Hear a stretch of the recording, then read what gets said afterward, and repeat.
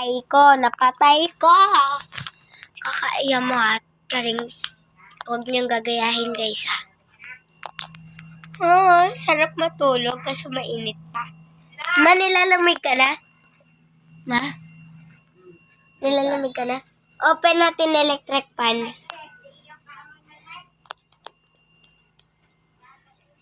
May ano kami, may aircon na, may electric fan pa. Minsan binubuksan namin yung pag naiinitan pa ang nanay ko.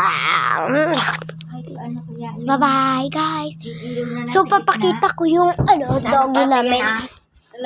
Tatayan na rin ilaw na sa gitna. Ako na sa gitna dito. Sa gilid yan. Hello, doggy. Ito, this is my dog. Ay.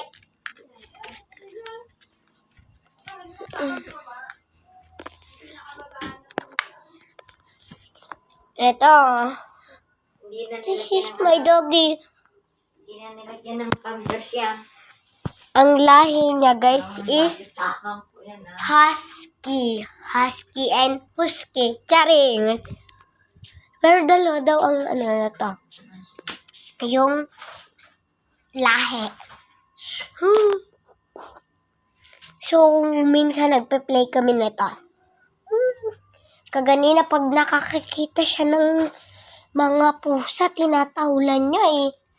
Mabait na aso. Tapos, di ba pumunta kami sa sementeryo?